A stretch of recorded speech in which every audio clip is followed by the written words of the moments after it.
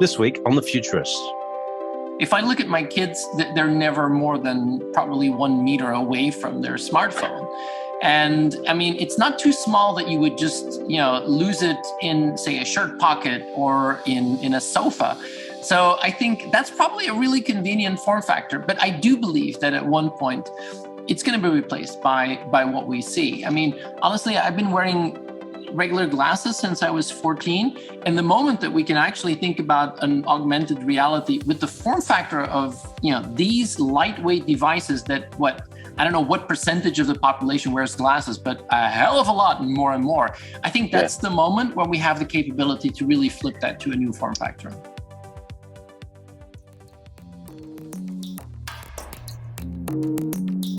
Well, here we are back in the hosting chair. Robert and I are both outside of the US right now. He's in Eindhoven. I'm at my apartment in Bangkok. For those of you who've listened to the show for a while, I spend some time here.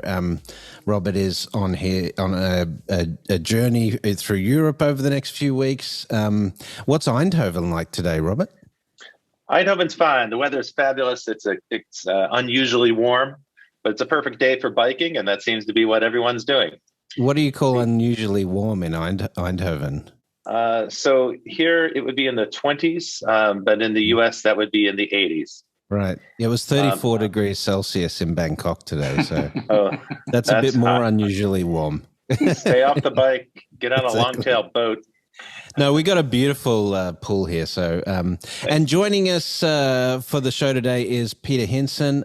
Peter and I met about 10 years ago, actually, through our friends at Swift at Cybos. He's a serial entrepreneur, a keynote speaker.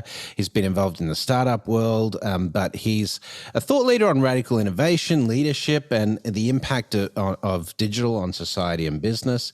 He lectures currently at the London Business School. He's lectured also at MIT in Boston. He founded a future-focused organization called NextWorks to help organizations adapt. Some of his books, The New Normal, The Day After Tomorrow, and his upcoming book, The Phoenix and the Unicorn. I'm sure we're going to get into that today. Peter Hinssen, welcome to The Futurists. Thank you very much. And thank you, Brett and Robert, for having me. Happy to have you here. It's great to meet you. Tell us about the room that you're in, because for those who are watching video, you'll see there's an awful lot of Apple computer equipment behind you. Yeah, I call it the Apple Chapel, and Brett's actually been there. I'm one of the largest collectors, I think, of Apple computers in the world. I learned how to program on an Apple II when I was 11, and that love for both the technology and for the brand never disappeared. And I think contrary to many people, I never threw anything away. So it was cluttering our house like crazy. It was driving my wife up the wall. And then 3 years ago, I had the chance to buy a church here in Belgium, an abandoned church that I renovated. And this was, I think, finished probably 3 or 4 days before we had the first lockdown. And I thought, damn, what am I going to do? So I started using the Apple Chapel as my office. And I did webinars for more than 2 years. And honestly, I don't think I'll ever have a better office than an abandoned, renovated church filled with vintage computers. So tech is the new religion. And I think that's what this Apple Chapel really shows. Yeah. It is quite a spectacular location, Peter. I'll give you that, and your love for it and your enthusiasm for all things Apple is clear. Not just with the obviously the incredible background we can see this, but just also the passion with which you speak about how this project came to be. So fantastic. And speaking of Apple, we passed a big milestone this week. The iPhone is now 15 years old. Isn't that crazy? And it's the world's first $1 trillion product. So it's actually quite an extraordinary milestone in the sense that, Brett, when I give talks now, I ask people, how many people have an iPhone? And it's extraordinary how many people raise their hand in the room. Of course, that's going to be more likely the case in Europe and in the US, less likely the case in Asia and other parts of the world. Where Android phones are more prevalent. But what's extraordinary about that is now you can walk into a room and say, try to spot the Windows computer, try to spot the IBM computer, right? 15 years ago, before the iPhone, the world was dominated by Windows. Today, the world seems to be dominated by Apple, and then everyone who's trying to be the next Apple, I suppose. But along the way, an awful lot has changed. It's been a rather extraordinary ride the last 15 years. Peter, what are your thoughts about that? Well, I mean, one of the things is that I as you can see behind me, I collect a lot of the old computers. But one of my fascinating things that I collect is the documentation, and I think that tells a part of the story that isn't always told. So one of the favorite objects that I have, and that's probably my most cherished one. This is the prospectus that Morgan Stanley used to take Apple public back in 1979. So this is S1. Oh yeah, the S1, and this is the document that they used to sell the first 4,600,000 shares of Apple Computer Inc. And what is truly fascinating about that, when you talk about the $1 trillion product, one of the items in here is, of course, how big is the market going to be? Because in those days, nobody knew what a computer was.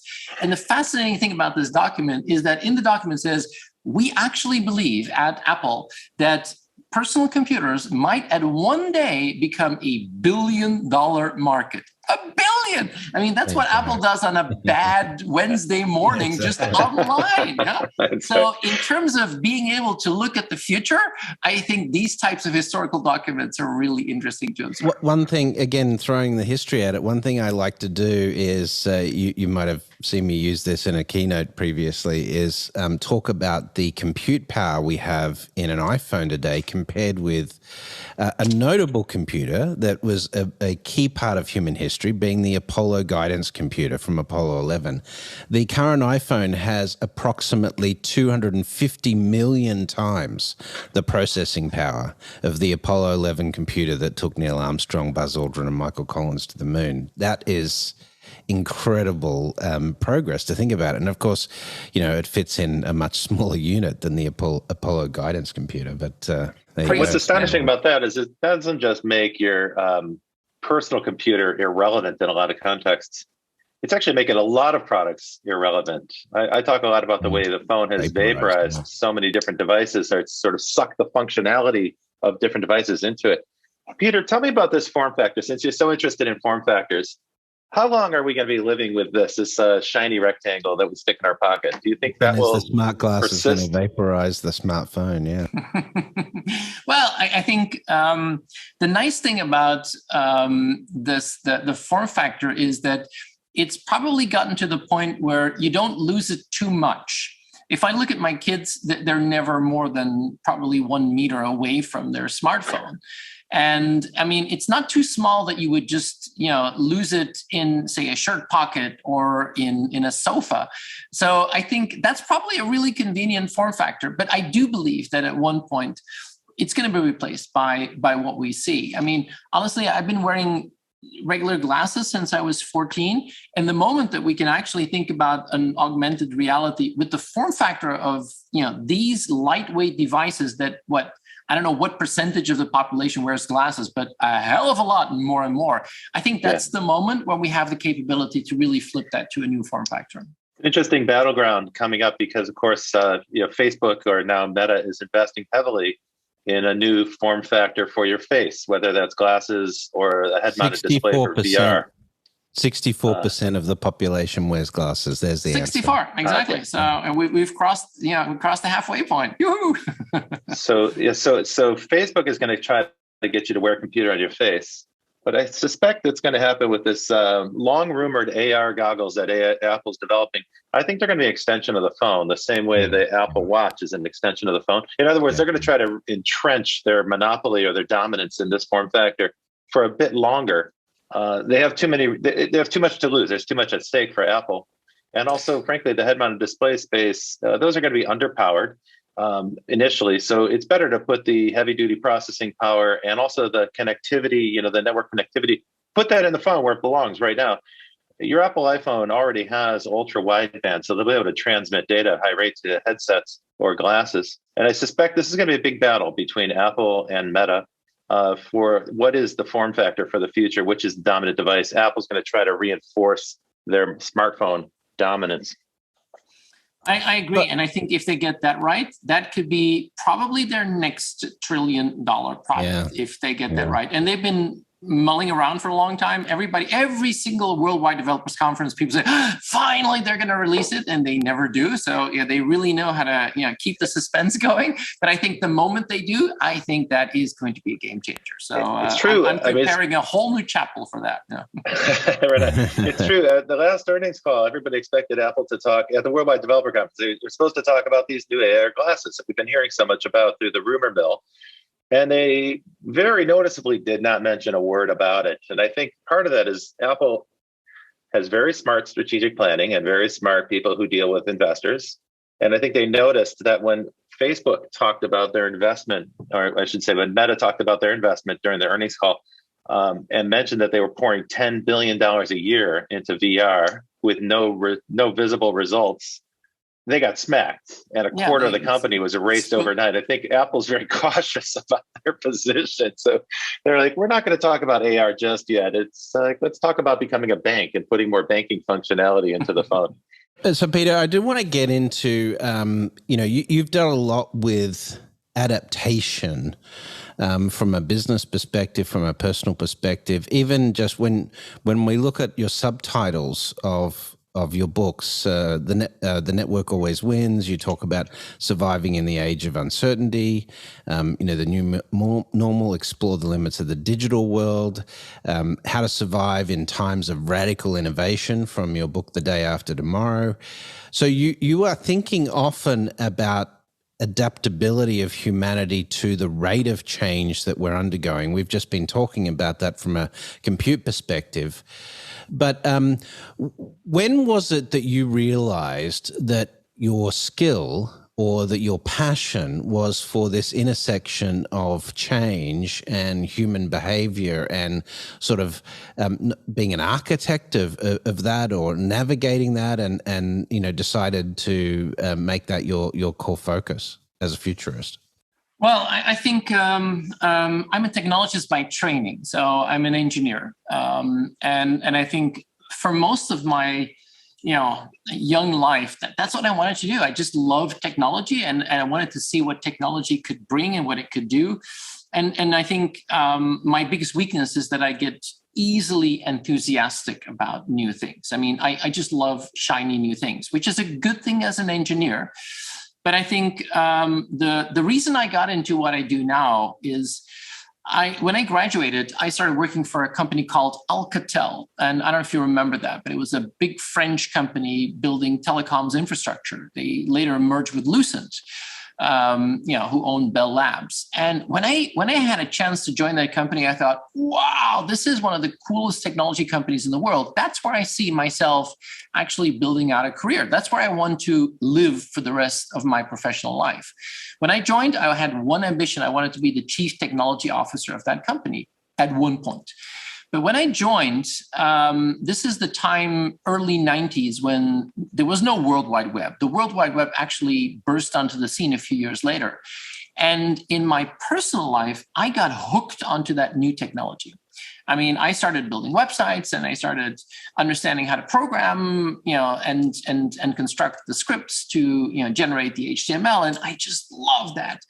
And the story is that, that obsession was like a few hours every evening, and then it became an all-nighter. And then at a certain moment in 1995, I went to, Alcatel in the morning. I had not slept. I had just been debugging a website all night.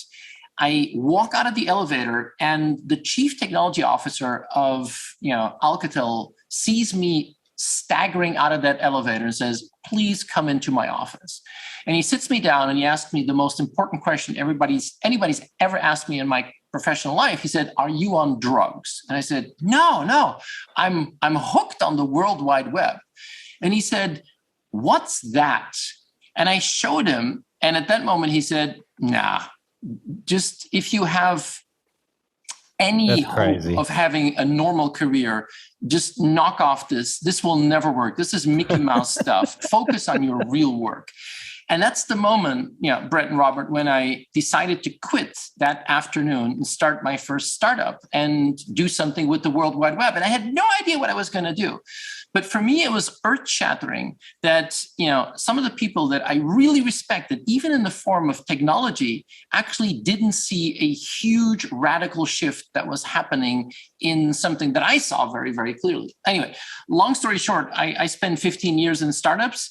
Ironically, I sold my first startup to Alcatel 5 years later. 5 years later, the same guy called me up and said, well, you were right about this World Wide Web thing. Can we buy your company? Which I did.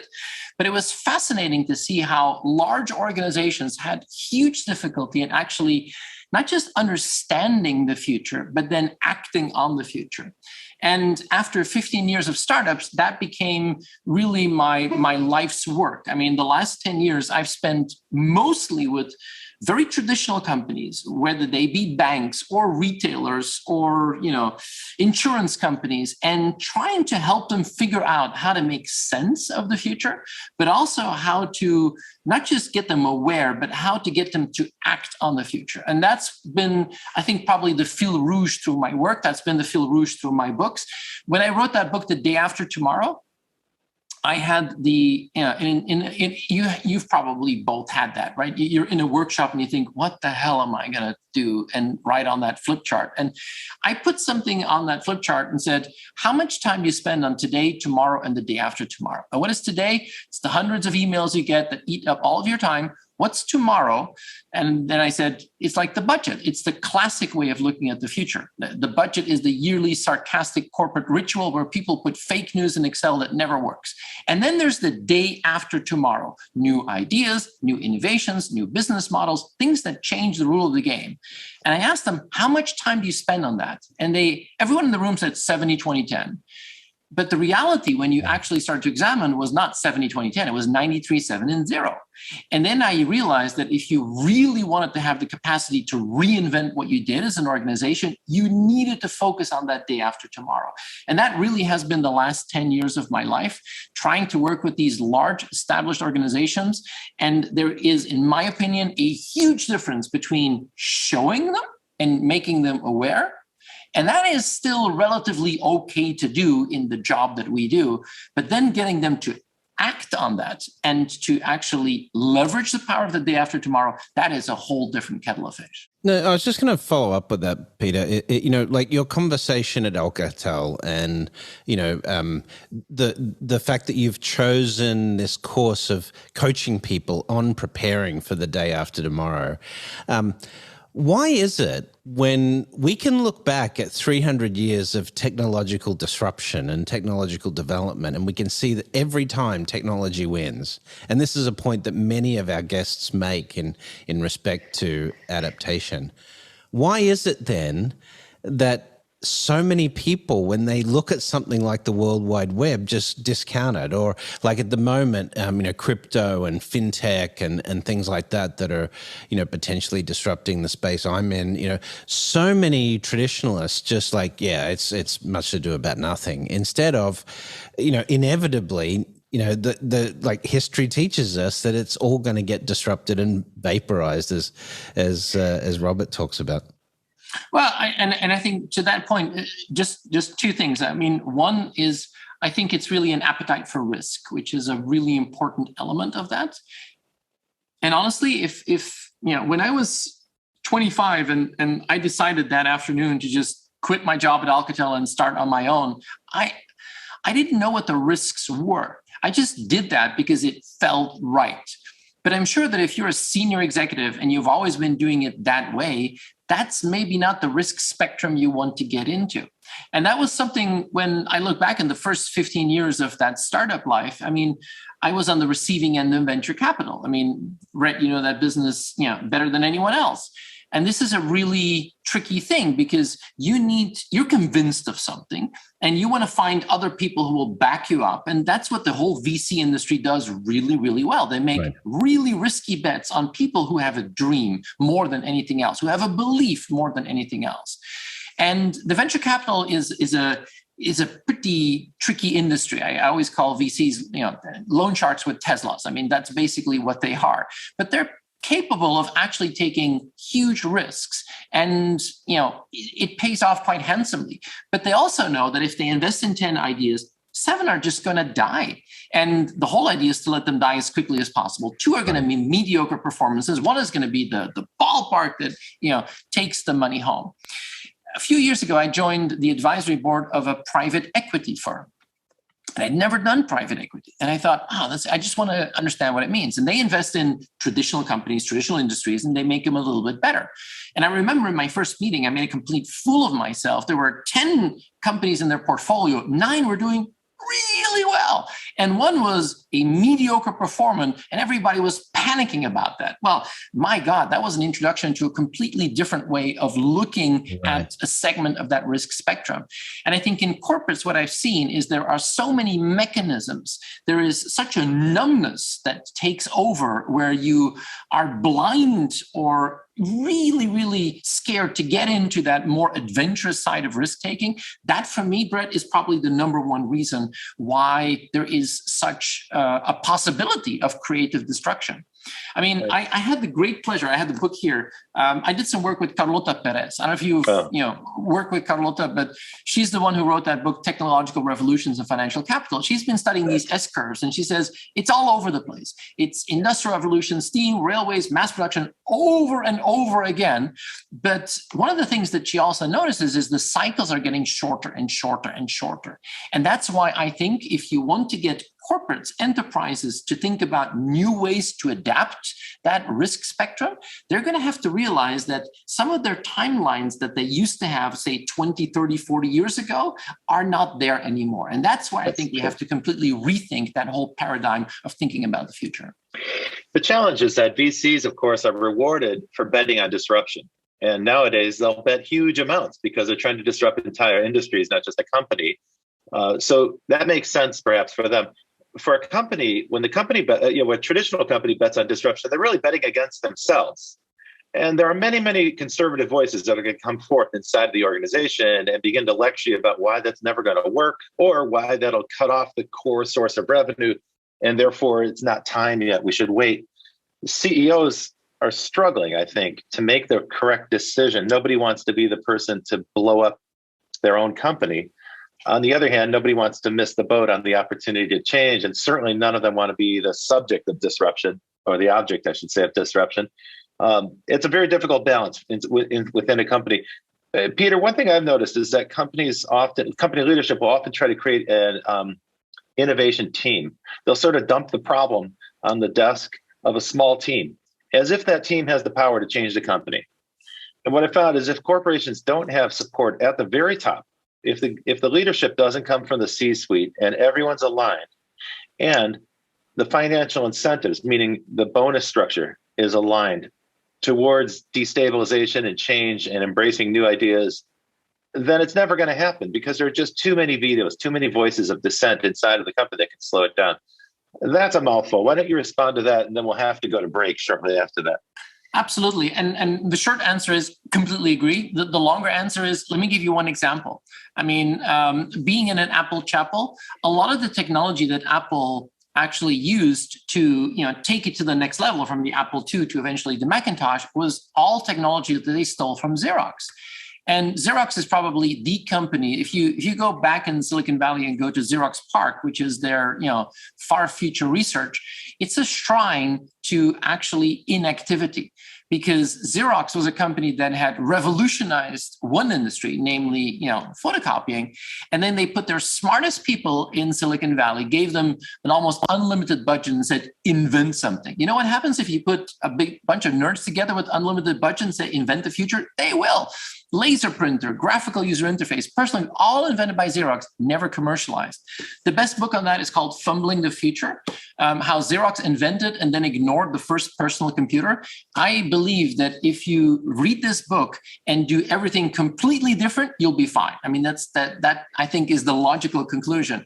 But it shows that many companies, when they isolate their future forward-looking, they're never capable of changing the mothership. And I think if you really want to act on the day after tomorrow, that's what you need to do. Else you're just going to frustrate these people beyond belief. Fantastic. You are listening to The Futurists. It's with Brett King and myself, Rob Tercek, as your co-hosts. And today we're speaking to Peter Hinssen, an entrepreneur, a future thinker, a speaker, and the author of a number of books. He's been telling us about the day after tomorrow, and soon we'll hear about the phoenix and the unicorn after the break. Please stay tuned. After this, we'll be right back. Welcome to Breaking Banks, the #1 global fintech radio show and podcast. I'm Brett King. And I'm Jason Henricks. Every week since 2013, we explore the personalities, startups, innovators, and industry players driving disruption in financial services. From incumbents to unicorns, and from cutting-edge technology to the people using it to help create a more innovative, inclusive, and healthy financial future. I'm JP Nichols, and this is Breaking Banks.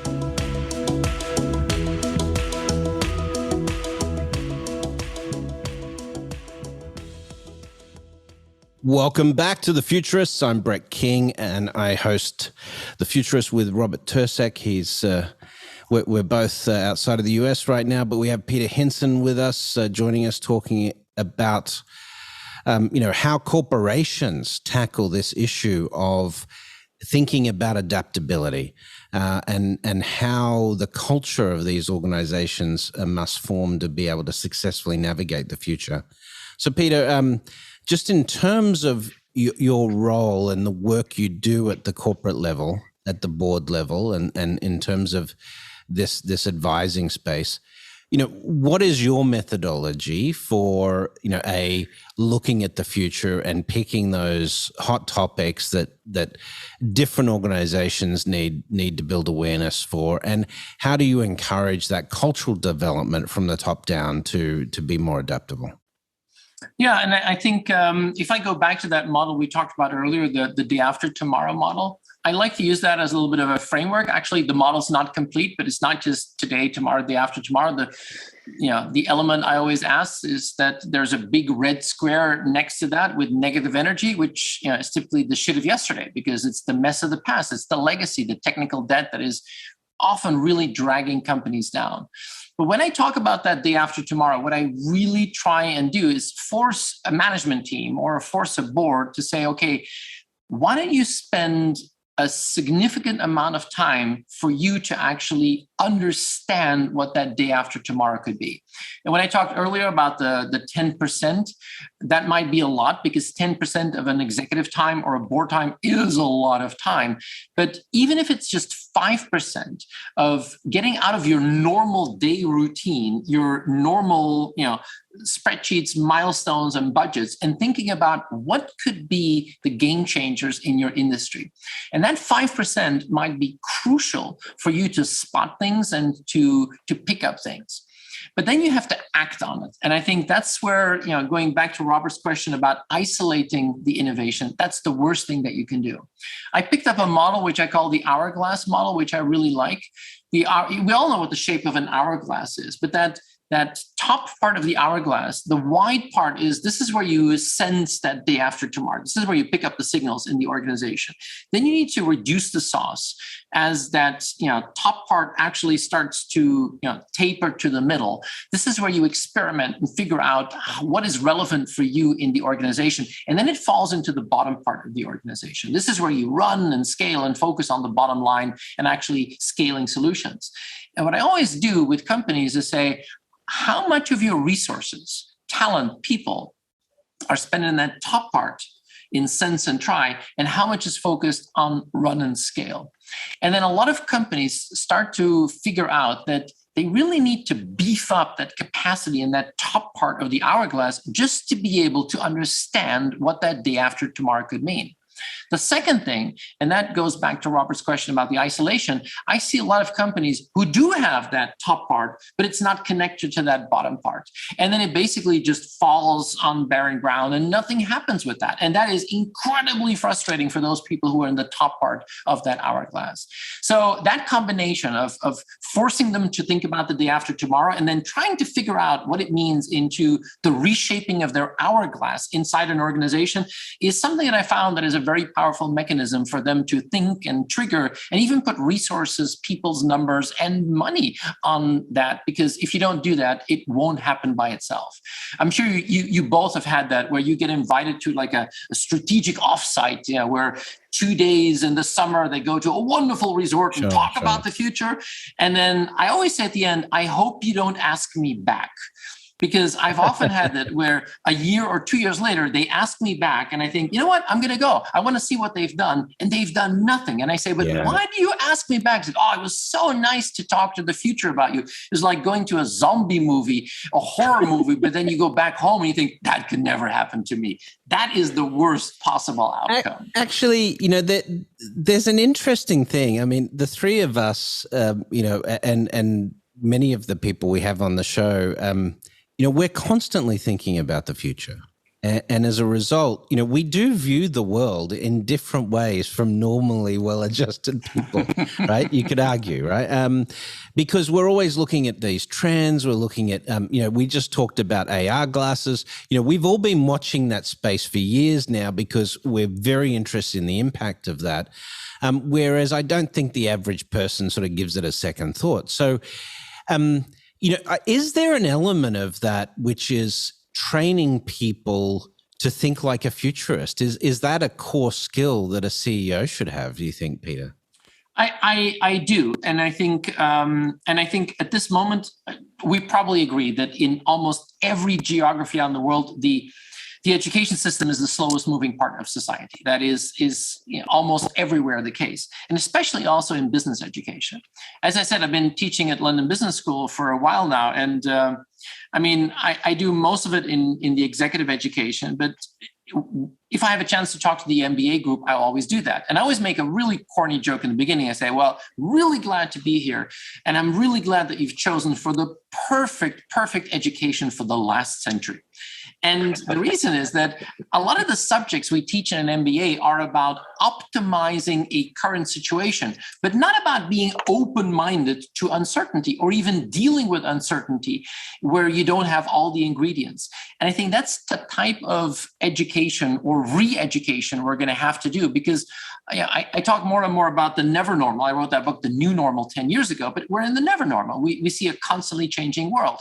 And I think if we're not going to train the next generation of leaders to deal with that type of uncertainty and to make bold moves and then be flexible on the details, but have a different way of dealing in getting that message out, in getting the troops rallying behind that, that's a different type of leadership. And I really believe that might be one of the big challenges that we need to have. We need to reconnect and rethink how we train that next generation of leaders in that never normal. One of the things that's happening right now as we speak, we're recording this in mid-2022, and there's a generation of leaders that's on the brink of retirement. And these folks are not digital natives. They didn't grow up with digital technology. In many cases, they don't have your background, Peter. They're not engineers. They don't write software. Some of them aren't even comfortable typing. They'll handle email, but not all enjoy digital technology. And I'm referring to specifically, I can make an example to a company I worked with a few years ago, major automaker, one of the biggest in the world. Everyone who's successful in that company loves cars. In fact, they love internal combustion engines. That's why they work for a motor company. So no one in that organization is enthusiastic about electric vehicles or worse, autonomous vehicles. These are people that love to drive cars for a living, right? That's what they do. That's why they're successful. In a culture like that, if you're going to be talking about a future that is disruptive, in other words, autonomous vehicles, self-driving cars, maybe doing away with cars and using some sort of like taxi system, rethinking public transport in general, you're really swimming against the stream. You're really going up against the mainstream thought. You're really challenging management in a way that might not be great for your career. Peter, what advice do you have when you meet someone like that inside of one of the companies that you're working with, who takes you aside at a coffee break, at a lunch break, and says, hey, Peter, I got to tell you, this place, the words you're giving us are landing on dead soil. These seeds are never going to grow. Let me tell you how bad it is here. What do you tell them? Well, I let me make a distinction there. And I think I've often seen that and heard that. And sometimes you have people who come up to you and say, what could we do to change this? And sometimes I have to say, well, maybe there's nothing you can do. Maybe you have to find another place to actually make it happen. And one of the things that I've seen, and that is, I think, really weird, is that I wrote the book, The Phoenix and Unicorn, also based on what I'd seen at Walmart, for example, because Walmart is a company that when I first met them 5-6 years ago, I was not really impressed. I thought, well, they're old school and, retailer of the past. And I got more and more enthusiastic about their willingness to change. And to see a company like that fight back against the Amazons, trying to reconfigure what they do. And honestly, they are now more and more in a mode where they think, you know what, for 50, 60 years, we had people coming to us. We're now going to have to go to them. It's a fundamental rethinking of what they do. But I think one of the things that I've loved about working with a company like Walmart is they are capable of developing a long-term vision. And that for me has been one of the most important characteristics when I see the opportunity or not to act on the day after tomorrow. And one of the strange things about a company like Walmart is they're publicly traded. I mean, you can see the stock price every day, but the Walton family still has the controlling stake in the company. And they are not there for this fiscal quarter or this fiscal year. They are really in it for the long game. Intergenerational wealth. Yeah. Absolutely. And when I see them empowering a CEO like Doug McMillon, I'll just quickly give that example. Doug is the CEO of Walmart. He used to run Walmart International before he did that. Walmart International is Brazil and Canada and Mexico, but India, Flipkart, China. And what Doug saw there in the changing of retail gave him a perfect view that it's not just fighting the guys from Seattle. This is about a whole retail landscape that is fundamentally going to change. Yeah. And I think with that baggage and then that leash on life to think about the long game from the family, that creates a perfect environment where you can actually act on the day after tomorrow. But isn't that what all corporations need to be doing now, especially with climate change and AI and all of these things impacting us? Shouldn't we have longer term plans? Shouldn't humanity be thinking about 20-year, 50-year, 100-year projects? I mean, we used to do that back in the Renaissance, right? But why can't humanity have that type of inspirational? Like the only corporate leader, Fortune 100, leader that's really thinking like that these days. You could argue Tim Cook maybe, right? But is Elon Musk? Like these really big plans for humanity. What do we have to do to change it from this focus on next quarter's balance sheet and next year's budget and the next year, in 2 years the election cycle to really big picture stuff? Peter? Well, in Musk's case, he's telling the truth, right? He believes it to his core. Right, absolutely. I think if you're talking about a very typical corporate suit who's grown up through the ranks of the company, if he were to say the exact same words about transporting humans to the planet Mars, those words would fall flat and ring hollow. So that's part of the problem. In a way, yes. But let me give you another example, because the nice thing about Elon is that is a unicorn, right? I mean, he starts from scratch, has no legacy. He can really build a completely new culture on the future from day one. And I think keeping that day one spirit is essential if you want to be able to have that capability. You're right about the corporate side, which is often completely different. Let me give you one example. I don't know if you've read this book, Net Positive by Paul Polman. So Paul Polman used to be the CEO of Unilever. Now, Unilever is one of the huge giants in the world. And I think when he was running Unilever, he was one of those executives that did try to fundamentally make a difference. He said, you know what, we're just going to screw up our planet if we keep doing what we're doing. And he, for the decade that he ran Unilever, said, we're going to focus on ESG. He took, the Sustainable Development Goals and said, you know what, I want to double the business, but I want to half our environmental impact, and I want to do more good for society. That's the whole gist of the book, Net Positive. He says, you know what? I had a chance to meet him earlier this year. He said, I hate companies who say, in 2050 we'll be net zero. He says, that's horrible. You should do something now. I mean, one of his statements is like, he says, it's like a serial killer. If you're used to killing, say 10 people a year, and you say, you know what, I'm going to cut down to only killing 3 people a year. Is that a good thing? No, you have to become net positive. You have to do more good than less bad. Anyway, during his 10-year tenure at Unilever, that's exactly what he did.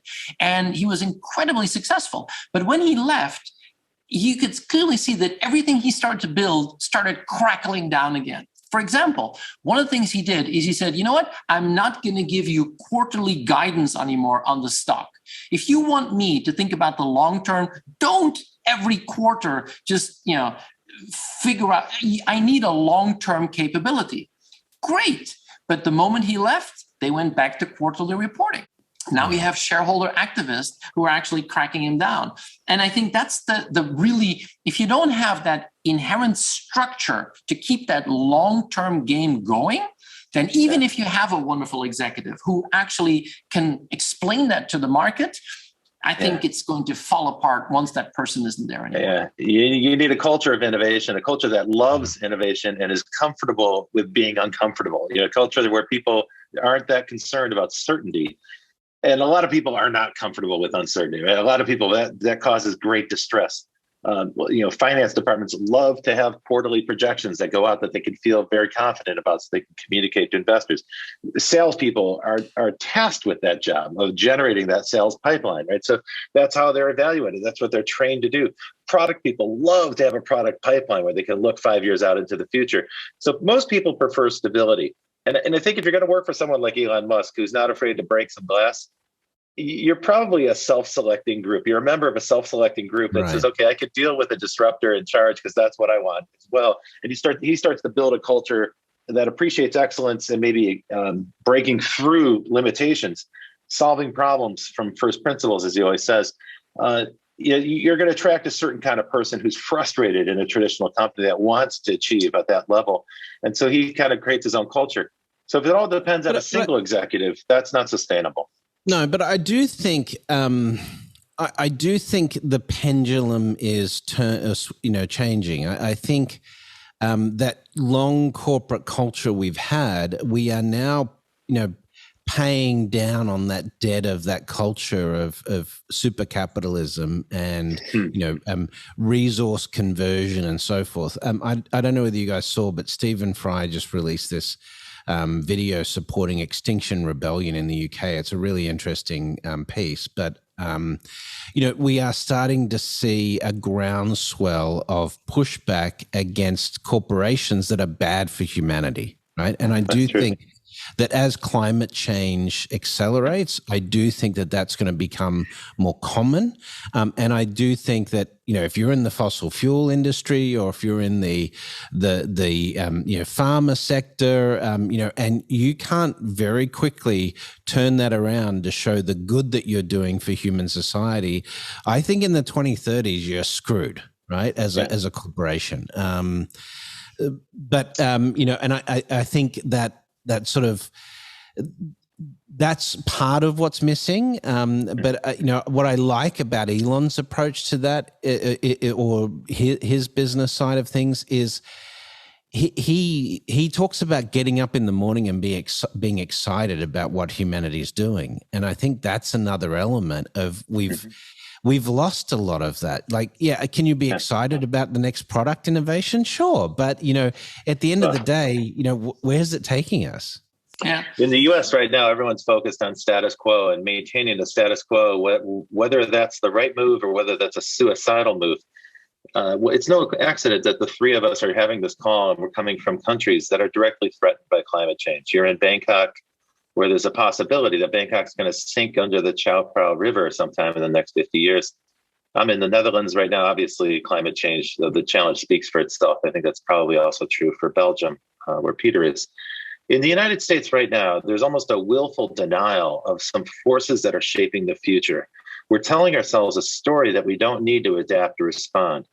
When I flew out of the US, there were 5 major climate events happening: wildfires, record heat waves, gigantic storms that washed away the bridges in Yellowstone Park, and huge electrical storms on the East Coast. Yeah. And yet everybody was saying, look, this is okay. We can deal with this. All systems go. This notion of the status quo is good enough, and we can put our resources into protecting that. But you've got like Texas, their grid is going to fail at some point, right? And the same is happening in Australia right now. It previously did in Adelaide, where you were, right? But it's happening in Victoria and New South Wales there, all because these conservative governments have not committed to sort of renewables and, building up the grid. I know we're going off track a little bit, but but these forces are forces that shape the future. You've got to respond to them, right? It's an absolute necessity. People tell themselves a lullaby that says, look, you can stay asleep. You don't have to wake up. You don't have to change. Yeah. Peter, we're not letting you get a word in edgewise. We should really let him speak. Peter, let's do it this way. What excites you about the future? And let's be a bit sci-fi here. I want you to go full futurist on us here. Take us out 20, 30, 50 years. What is it about the future that really excites you for, humanity? And, what are you really interested in seeing develop?